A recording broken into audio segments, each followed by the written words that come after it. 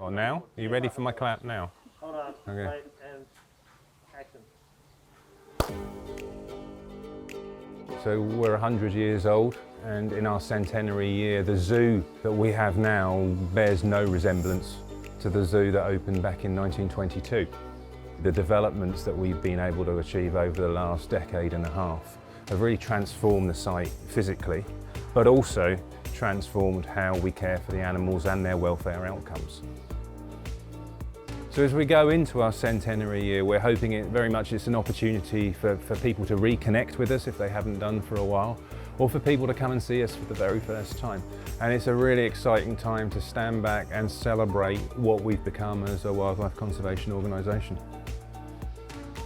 When I first started, I never had thoughts that, many years later we'd be celebrating the 100th anniversary of the zoo. As you can see, I'm a little bit more mature than some of the people around here. And so it's just nice to be able to talk about what we used to do and what we're doing now and where we're going. As you can see behind me, we have a new member of our zoo whānau. This is our male giraffe calf. He was born at 7:15 and he stood approximately at 8:01, and Karaka straight away was a natural mother. So he does have the tall genes behind him, with his grandfather Forrest being the tallest zoo. Do you want me to do that again? Yeah. He's approximately 6'5", around 195 centimetres, which is quite tall considering giraffes are normally born about 6 foot. I became a bird keeper because I believe that birds have got such a diverse range of appearance and their behaviours, and I think it's really important that people learn how amazing they are. We're in the Auckland Zoo incubation facility this morning, and here we have our incubators that are currently cooking our kiwi eggs. In here we've got our kiwi eggs incubating. So now we're in our chick room, and behind me we've got some what we call TLC incubators. So when a kiwi chick hatches, it's really wet, so it's important that we still keep it warm and allow time for their feathers to dry out.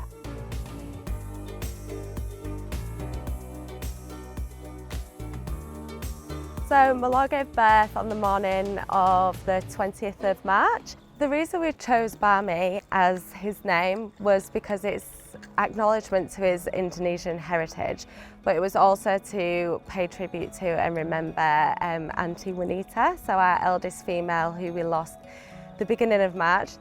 And Barmy is a way of saying noodles in Indonesian.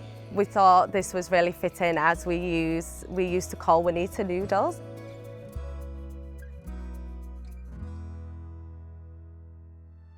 I'm Lizzie, team leader of Animal Experiences. It took a while to get to the free flight display. So we started with our blue and gold macaws, flying above the Galapagos tortoises. And we started just by having them fly around. We didn't announce it, we put on a microphone and we just chatted to people about what they were doing. As time went on, we got opportunities to bring in more birds. Some of those were pets that were rehomed, or some of those might have been wildlife that had been rehabbed but couldn't be re-released into the wild. And suddenly we had enough birds to do a free flight display. What we find is that when you can connect with individuals, that really helps people to care and to feel empathy towards those animals. One person made me a birthday cake, just saying. There was an opportunity here at Auckland Zoo to do something that not really seen any other zoo do, and that is to seamlessly integrate field conservation, field activities, field work, getting out there at the coalface into the daily activities of being a zookeeper. And we really feel that there is a skill set that is continuous, and that if you can be a good zookeeper, you can be a good field conservationist. If you can be a good field conservationist, you can be a good zookeeper. You're supposed to say action, come on. Action. Oh, he did it, he said action. Can we just try and get a bit more succinctly where we're No, at? I'm never succinct, you should know that from me. We've been able to grow a fieldwork programme that is just part of daily zoo life. And if that's as close to unique in the zoo world as anything is, I think, and it's something that is pretty special, and that's why I came here, not for the snakes.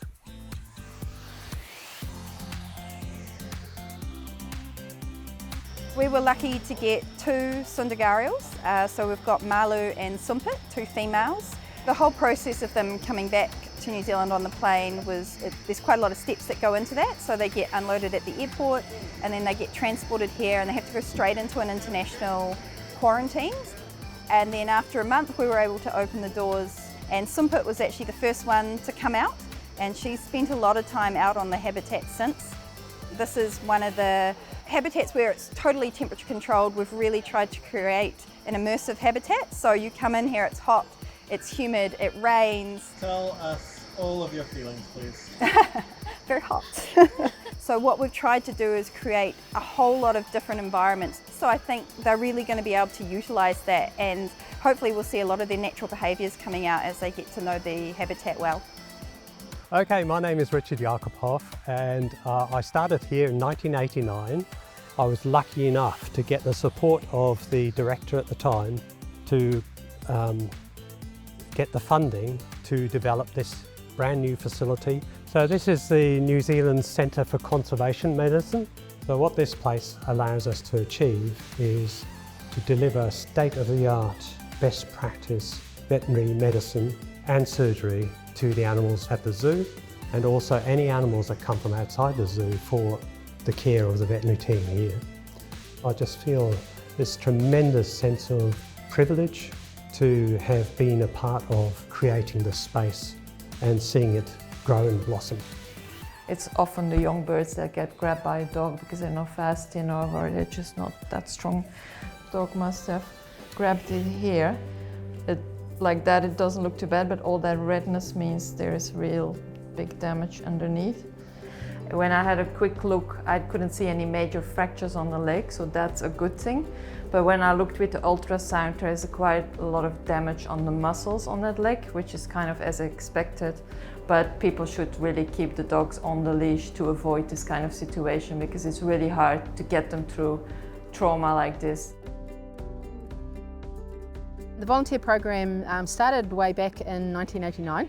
So in 2019 we celebrated our 30th anniversary. There's a number of different roles that they do around the zoo, but a lot of them are to do with visitor engagement, and it's about talking to our visitors and helping them to really gain a broader understanding of what zoos are all about these days. Luckily Fiona's very interesting to listen to. She is. And we look. She's a great presenter. Yes. Oh gosh, She's pressure. I think one of the big achievements was getting the training program sorted out for the volunteers so everyone is up to the same standard. They need to know about everything happening around the zoo, from the native animals to the exotic animals. It never fails to amaze me the passion that comes through when the volunteers are actually talking to visitors, and it's those special relationships that I think really makes the volunteers here really superstars really.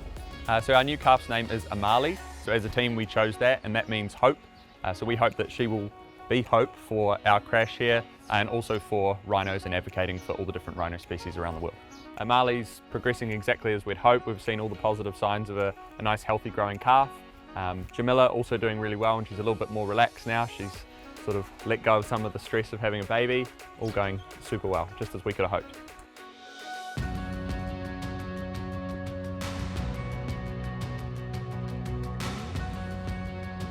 Baby boy's doing really well. He's almost 4 weeks old. Really alert, really healthy, amazing strong grip. Oh, hang on, we've got him in the background now. Oh my God. If you were still within the zoo grounds, please make your way to the exit immediately. Oh my gosh. Prior to the zoo gift shop. Thank you. Eating a very wet burrito on a very wet night in the forest. Someone's got to do it.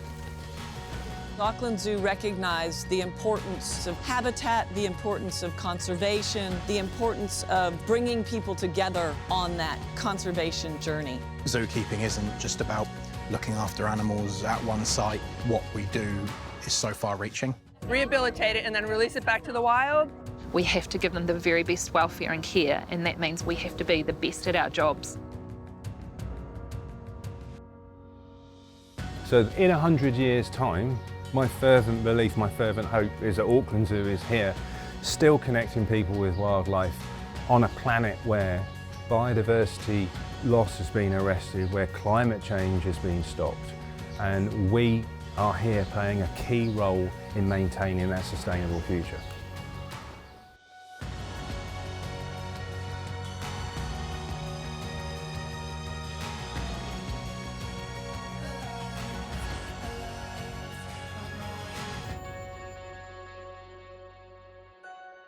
Good luck editing this together.